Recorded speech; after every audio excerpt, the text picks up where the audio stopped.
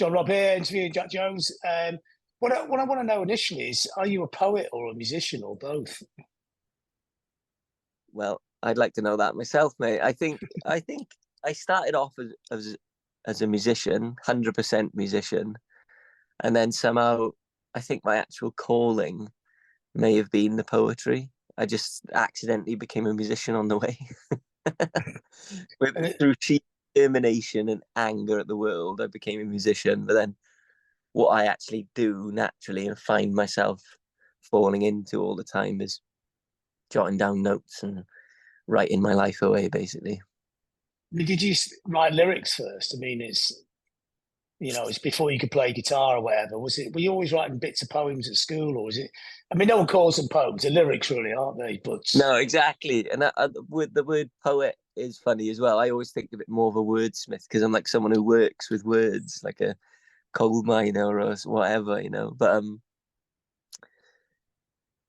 yeah, no. When I was in school, and I think that's why I didn't actually turn to lyrics straight away, is because I would write and I enjoyed writing, but then I gave a story in one day. I think it was called The Journey or something, and it was about a guy trying to save his sister's life. And I thought it was the best story ever written, like better than Lord of the Rings. And then I gave it to my teacher, and it was like just got destroyed with all the spelling mistakes and loads of red pen. So like that wrecked me when I was a young kid, and I didn't write again till I was like mainly in my 20s somewhere. And it was that long it affected me. wow, that's a long gap. I mean, Yeah. usually it's a teenage thing you start with, isn't it? So you actually took a bit of time out. So in that time, you sort of kind of playing in bands. I mean, is Yeah, well, when I was 14, I started playing the guitar.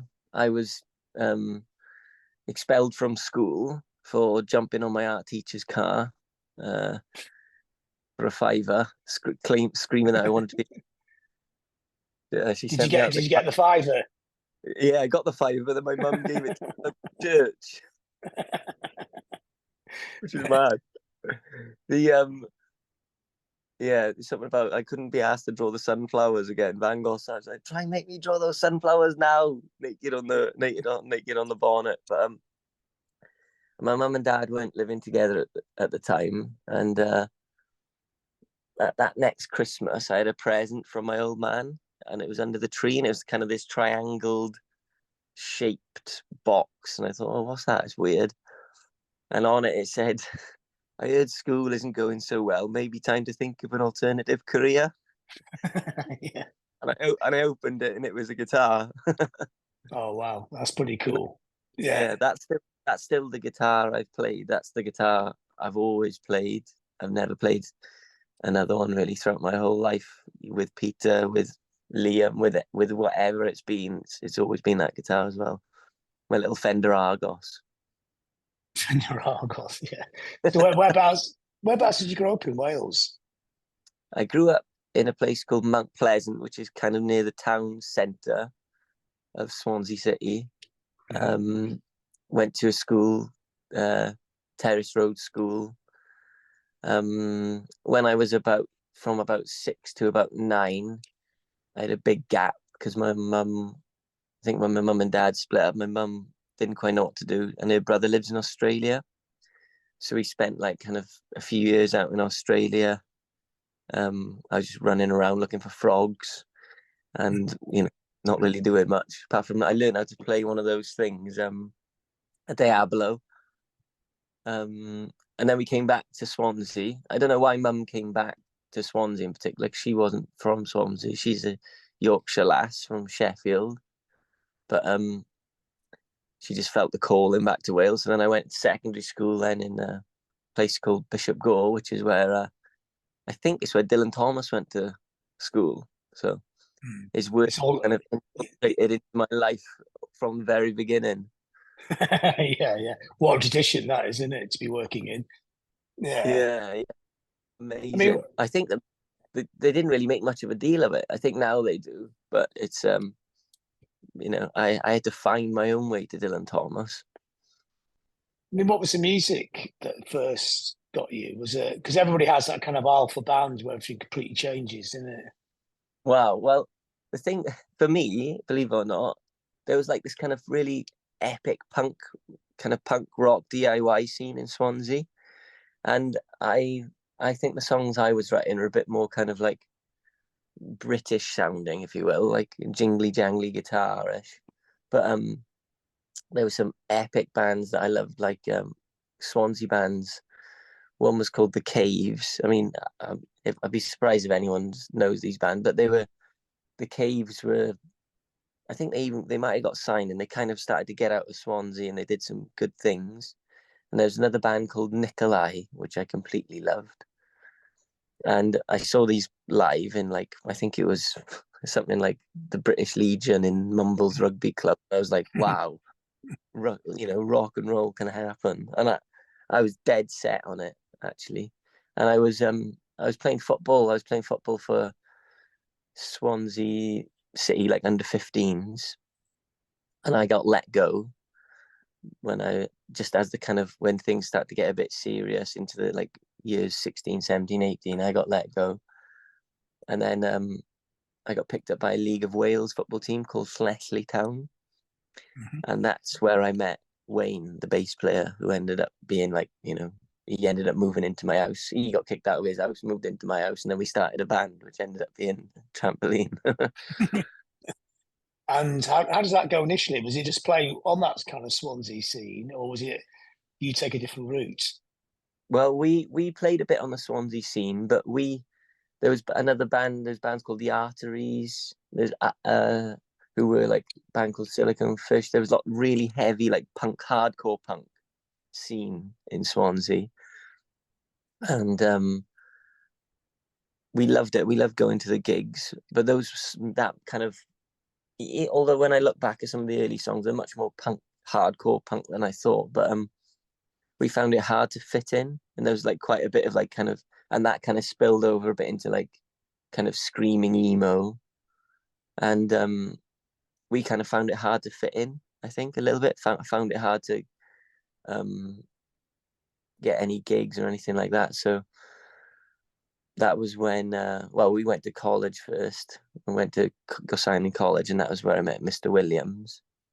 Absolutely poached him from another band, and yeah, he was like, he had these amazing, unbelievable like musical history. Like he could read music, and I used to I got him to do my coursework once on in school and I gave it in, and the teacher said, "God, there's no way you did this." I And said, they "No, I rumbled didn't." you, didn't they? I said, "Okay." But Kyle did it, and they went, "Oh right, okay." Yeah, music still the only exam I ever failed, actually. Funny enough. But So yeah, would it be fair to say the Libertines were the key band for you that time? yeah, absolutely. Because we were, yeah, it was more kind of, it was just something that spoke to us. That kind of like British indie kind of ruggedy. It still had punk. It still had punk, but it wasn't like it still had songwriting as well. Mm.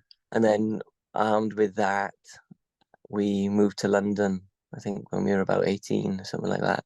Moved to a little flat in Hornsey, and then uh,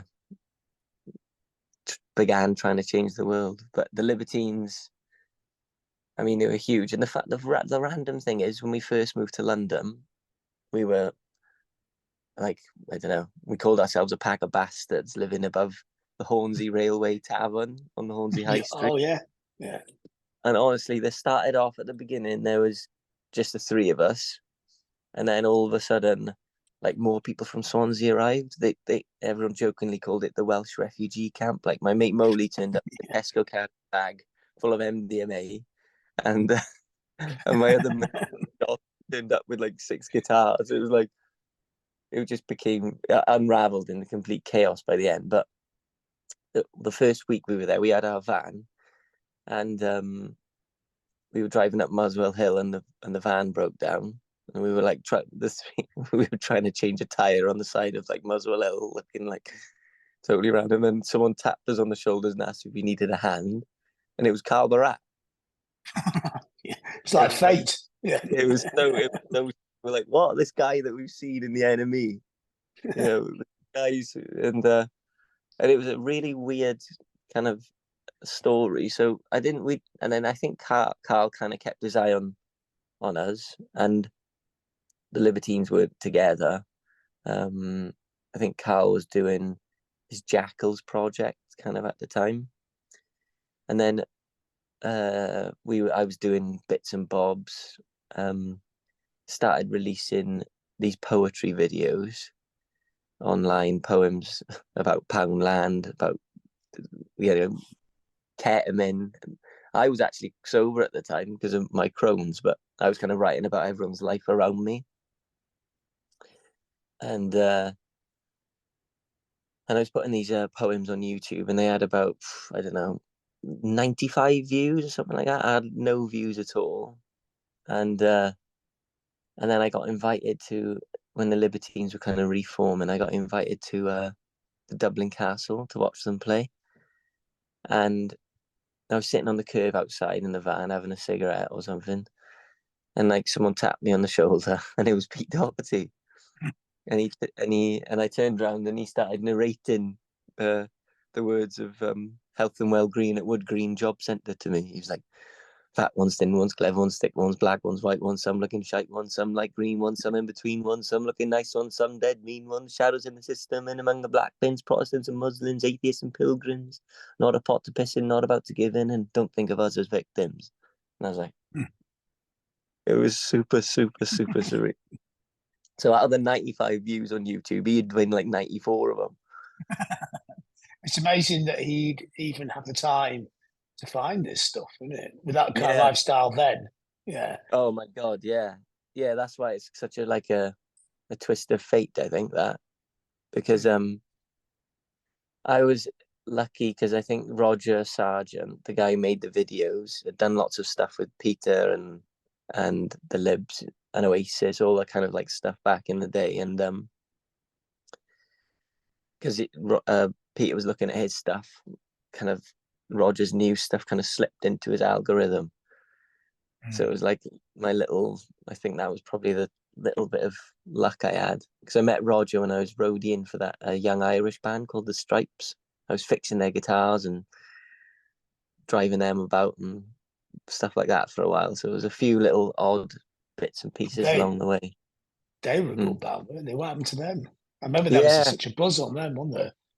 Yeah. huge record deal, like humongous record deal. And I was, I was probably like, I don't know, early 20s somewhere, and they were like 16, 7, whatever, and I thought my career was done. I was like, oh my God, they're like past it, 22-year-old or something, you know what I mean? So I found it quite hard, but I was, just carrying on. And yeah, I don't know what they do up to now. Actually, I saw Josh, the guitarist. I think he plays for Paul Weller now and then. So they're all kind of doing their bits and bobs, I think. What was it like entering that world, the Libertines world? Was it as crazy as it's portrayed, or was there like quite a creative space really behind the facade of the madness? Um, well, I think at the beginning um, I was kind of naive, not naive, but very, like, I suppose I'd been in a kind of space where there'd been lots of like lads drinking and taking drugs and whatever, but I'd never been never been in it in a state to that level Yeah. and to that Yeah. like level of chaos. I mean, at the beginning, um I was just doing the Libertines tour poetry. So when they went to whatever show they did, I would go out on stage and do poems about Poundland and ketamine, and then they got me to write a new poem, kind of introducing the band, which I wrote, called "To Be a Libertine," which I got different parts of the fans um to kind of speak on the recording. But at that stage, I was on the bus with them and getting to see that kind of way of life a bit more, because it is very different to what I was used to, you know, like kind of the kind of scraping around, trying to get what you can, rather than like this time is yours and you do what you want. You know, it was like very odd. But then I suppose things it became a bit more normal to me, even though it is completely a normal situation. I mean, I think that time it was, I'm trying to think. I mean, I was doing the Libertine tour poetry, and then I was like playing guitar on the sly, like in the, because Pete didn't know, I don't think he knew I played guitar at that point. I was hoping I'd catch his eye, and then must have been after the Libertines had kind of done their thing, their reunion. I got a call from the manager, Jai Stanley, and he said, and I just done a sold out gig with Trampoline in the Water Rats, and I thought that was as good as my life was ever going to get. Like, I was ready to retire. You know? And, he called me and said, "Oh, what are you up to?" And I just woke up. It was like 2 o'clock in the afternoon, and I was like, "Oh, nothing. You know, fine, dandy, nothing happening." And he said, "Good. Well, Peter wants you to be his new guitarist." And I was like, "Oh." Tidy. Said, put some socks and pants in a bag, and I booked you on a flight to Buenos Aires at 7 o'clock this evening. That's a bit of a swerve, isn't it? Yeah. Did you find your passport? Yeah, exactly. I didn't have a clue where it was. I think I'd used it for like, you know, since a school trip to Amsterdam when I was 16. So how did But you even rehearse? I mean, was that like a one rehearsal on the stage? yeah, mate, this is like, I was given a set list to learn, all right, on the plane. So I was learning a bit of a set list. I was like, oh, this. Then I got to the gig. He's like, showed Pete the songs, and Pete was like, okay, we're not playing any of them. And I was like, um, all right, what do we do then? He said, if you don't know how to play a song, just dive into the crowd. I was like, all right, fair enough. And like, literally just got there. There's like 3,000 people at this like gig in Buenos Aires. Everyone's going, Pete, Pete, Pete, Pete. Everyone going mental. And he starts playing a song. I have no idea what it is. No one in the band actually knows what it is. It's a song he wrote 2 minutes ago in the bathroom before we're about to go on stage. And then I looked around and put the guitar down and just dived into the crowd and thought, right, you know, fuck it, this is what's happening now. And everyone was going mad. They were like screaming. I was like, oh my God, I've made it. I'm a rock star. Then I like looked behind me and thought, oh, actually, everyone's going in a different direction. Peter jumped in after me, and everyone was just crawling after him. Like, literally, it was like, I don't know, some sort of like Monk Doom, hands from the lava. Just like, it couldn't get him out the crowd for like 45 minutes. Yeah, and luckily we only ended up playing like, you know, half an hour's worth of music, and then that was it. And that was my introduction. So after that, Uh, I'd imagine it became slightly more organised. You had to learn a few of the songs, or was it always very ad hoc?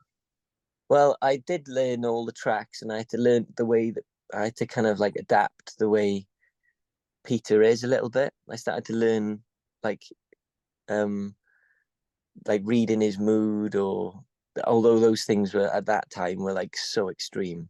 They were like, you know, he wasn't in probably the best of ways like he is now. So in a different way. And so it was everything was completely unpredictable. Like, not even from one song to the next. Like, that was unpredictable. We had a rough idea of what a set list and what the songs he might play was. But then just day to day life was also like that as well, because we were living together in South America uh, for quite a while at the beginning of the Puta Madres, and it was like, it's almost like, you know, impossible, like normal people's lives where they like plan to do something at, I don't know, 4 o'clock or 3 o'clock, or I'll do that tomorrow. It was everything was just completely out the window. You couldn't plan anything that wasn't 2 minutes ahead of where you were. And like any friendships or anything, like any kind of relationships, I was um kind of in it were hard as well, because it was like, oh, I might be there at this time, and then I ended up being, totally different place, and it was a different so it was, I think, like it was chaos, and then I slipped into the chaos myself. I think I don't know whether I became more of a problem than Pete, to be honest, because as with much as the attendant lifestyle, shall we say? Yeah. yeah, yeah, you could. I thought, oh fuck it, I'm on this journey. I'm gonna go full whack and just see what happens. And the fair thing to Pete, like, no matter like no matter what state he's in, or no matter how he's been in the past, his memory is like second to none. Even now, he's like super sharp, and also you would never believe it, but sometimes when someone's like in the center of the chaos, they can kind of, I don't know, control it or feel it or seem like. But for everyone else in that kind of circle, I think everyone else gets kind of like swirled around. And so I think he could deal with it quite well, some sort of genetic disposition. I mean, the guy's like got the constitution of an elephant, what I mean? Like, everyone else is dropping like flies around him. So but Yeah, the you see that in those kind of situations, the people can't keep up with that main person, like the Stones or all those yeah, situations. In it, the people in the middle will always get out the other side, don't they? Yeah. yeah, yeah. It's so true. It's So so true. how did you get out the other side? I don't know. I tried a few times. I mean, and then I was, I think by the end of it, you know, I kind of ruined all my personal relationships. I'd completely bankrupted myself. Um, and then I think I had some sort of, when my girlfriend kind of left me, I think that was when I kind of switched on a little bit. I kind of like decided that I uh, wanted to try and make a change. But at that stage, I think thought that kind of, I don't know, the rock and roll lifestyle, you could say, was so part of my life. I thought I'd have to not be a musician anymore. I It's didn't think, actually got in the way of the creativity as well. yeah, Hmm. yeah, because there's no other way I know how to function now as a human, you I mean, know. when you were in the band, the creativity, did you sit there and jam with him much, or was it just like doing the gigs, or was there often moments when you would be creative in the same space? I mean, we were extraordinarily like in the same space, creative quite a lot. I mean, the best.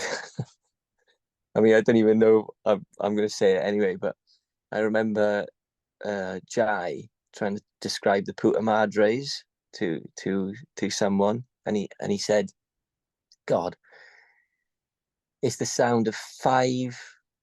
What did he say? Actually, let me get this right.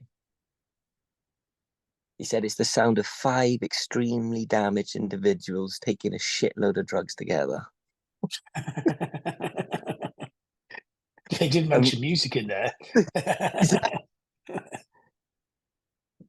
but every time we were together, we were kind of playing music. We would like sit like in whatever. When Pete eventually arrived, or we uh got to like a sound check, we'd be like sound checking from like 2 in the afternoon. And then when people were coming into the gig, they'd arrive to the gig and we were still practicing, still playing our music, kind of like sound check. And everyone was like, "Oh my god, the gig started!" And we were like, we so that I mean, and then I listened to that album with Pete recently, and there's some like decisions that I remember Pete making. I thought, well, that's mad, mad to make that decision. Like he didn't want anyone to mix the record and stuff like that. And I was like, okay, that's a new one of me. But those little decisions now, when I listen back to it, like that kind of record is so brittle. That Pete record is so fragile and I think beautiful in so many ways, because all of us in the band were, I think by the time it was recorded, we're on the edge of like our abilities musically and in our lifestyle and in every way. So there's something about it. I don't know what. I mean, was it almost like a deliberate thing to get so fucked up you find some kind of musical purity on the other side, or was it just too attractive to get fucked up? So that's what you do anyway. I think for me it was originally the idea of finding some sort of musical, like you said, purity, because I've always been driven by the art, or by the, by that is what I live for. That is my dream, and that is like my constant drive, really, to find that song that defines me, or defines my life, or whatever it is that helps someone, that I create something that helps someone through their life. That's kind of what I live for. So I think it was done from that side of it. All of us have that in common, I think, too. It was like, this is real for us. How did you get out the other side of this? Was you just deciding that I've got to get my own life together? Yeah, basically, yeah. Basically, it just, yeah, I think when I kind of like lost kind of, I think it was me. I think I had some sort of switch, to be honest, when my girlfriend like finished with me, because I realized, fuck, although I'd thrown away everything in my life, and I thought I could throw that away as well. I realized that I didn't want to, and and that was when I started to believe I could make little changes to my life, and I moved back to Swansea, away from London, and just started to rebuild. Just started to do things. I mean, I think I just sat on a couch, to be honest, for like 6 months, staring into the wall. Just when my brain was kind of trying to program itself, and then I started to write music again, and I suppose write my own music again, and started to write poetry again and things like that. The little moments started to return to me. Yeah, so then you go back out the road with the band, and you play another icon of that period, which with Liam Gallagher, don't you? Yeah, I mean, the Liam thing is quite fun, because I think, I mean, there's a pub in like North London where he loves going, and randomly enough, Wayne from Trampoline is manager of the pub. Okay. Yeah. And like, I think before Liam's big comeback, they were mates, so they had like this camaraderie. And I think when when Liam did his big old comeback, he was speaking to Wayne. He was like, "Oh, you fancy, coming on the road?" And then Wayne was like, "All right, why not?" And Yes. and and uh, and Liam's partner, Debbie, and Katie, they're kind of like, they were kind of looking out for us as well, because we were like, I don't know, a young band who just arrived in North London, didn't really have a clue what we were doing, and they were like, yeah, they sensed the spirit in us. They sensed the spirit. And then Liam had us on tour, and then the first gig we did, I went to the front of the stage and stood on this speaker. It wasn't even that big. It was like, I don't know, this big or something. I stood on it, and it just went flying from underneath my feet, like flying off the stage, smacked into pieces at the bottom of the stage. And then we had like an invoice from Liam's tour manager. So all our pay from the next like gigs we had to go toward this amp that I broke on the first. but Liam was great, and I had some good nights with Liam as well. And I mean, that's one regret I have, actually, that I wasn't like compass mentis enough to actually play Liam a proper song. Every time I would get to like that moment in the night, it was like, right, I'm going to play him a song, and then hopefully Liam's going to want to sing one of my songs.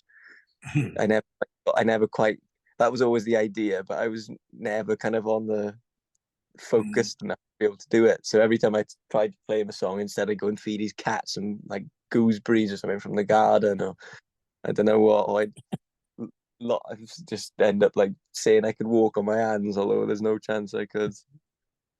But what's interesting in the last few years is that this is about you now, and it's not about you playing Yeah, with other people, not being a sideman or a part of somebody else's madness. This is you creating your own space now, and it with the band, and also with your solo stuff, like the gig the other night when you were playing with Pete in the working men's club in, was it Kringlewood? And it's a exactly. really great set. Actually, I like both things. Obviously, Trampoline's great garage rock and roll, but the solo thing's really interesting because it's just you and a laptop doing your poems over these electronic backings. That's really interesting. It's quite original. It's your own space there, isn't it?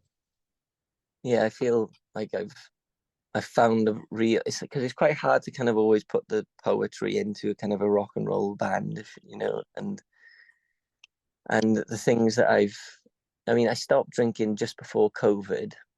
I think it was like 6 months before COVID, and then the COVID thing happened, and I was I after my missus is a doctor, so we ended up getting COVID quite early on, like way before the vaccine, and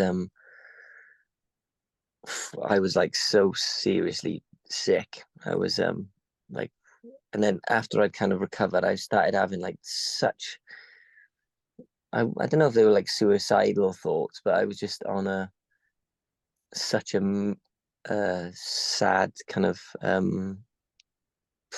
suppose anxious moment, nothing I'd ever experienced before in my life, and I started keeping this journal. There's some doctor had said that just keep a journal of your like thoughts and your moods and all this.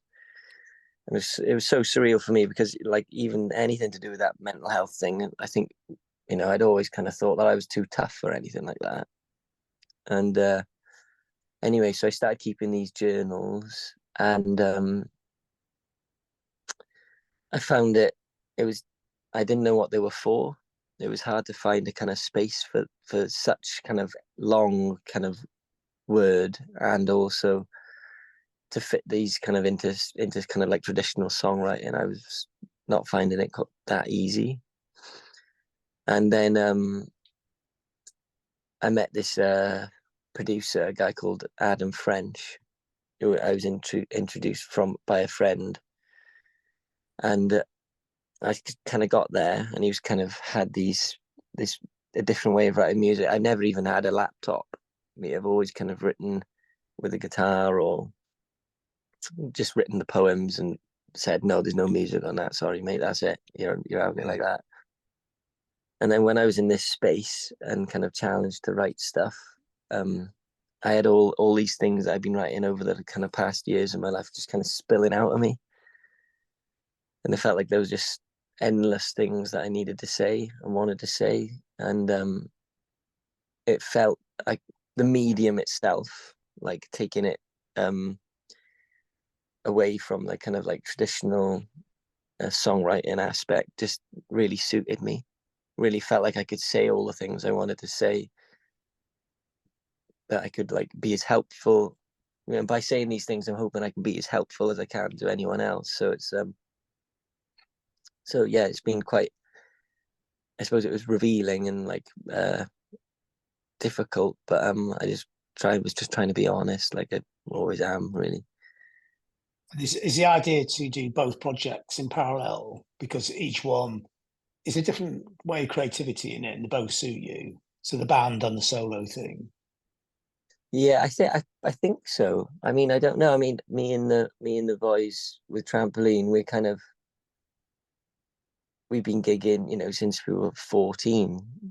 So we've been went to school together. We've been in the trenches for like, I don't know, bit over 15 years. So and when I look at the band, we've done like 4 albums or whatever. We when I think about it now, I just think it's a miracle that we're still friends, let alone that we're in a band together. Yeah.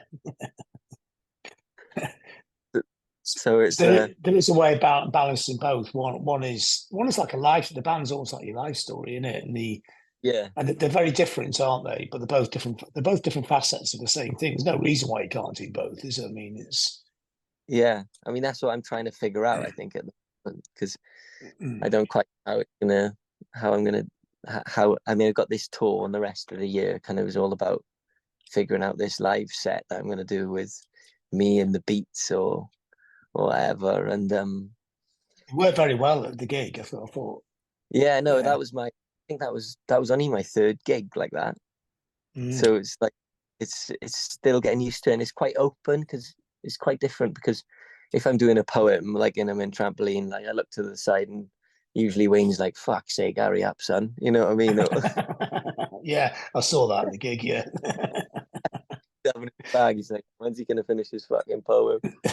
So, but like with my own stuff, I'm just suppose um I can be a bit more freer to talk about what things mean or what the kind of journey of each song without worrying about and also I suppose when people the audience come and see a Trampoline show, they're all expecting a bit more kind of like four to the floor kind of rock and roll kind of thing. So there is less kind of sensitive moments, I suppose. So is the poetry stuff going to be? Is going to be an album, I guess, soon? Yeah, I think so. I mean, did you say the Trampoline stuff or the Jack stuff? Sorry, I missed it. Yeah, The mate. Jack stuff. Yeah, yeah. Yeah, so the album, so that stuff, yeah, there's an album very soon. It's coming out, I think, when is it? The 20th of September. 20th What September. what's it? And What's that's it? pretty. I mean, to me, there's a really obvious title for this album, and it's going to be on his Jack Jones in it. That's what I wanted to call it. It's just perfect, isn't it?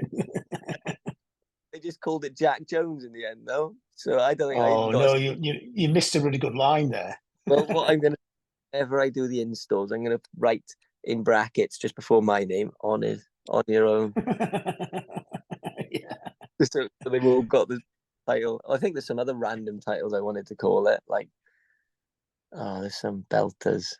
Oh, yeah, Forever in the Doghouse. That's what I wanted to call the album. But that'd just be a poem title. So actually, I'm in the Yeah. last minute now, so he's going to cut off any seconds.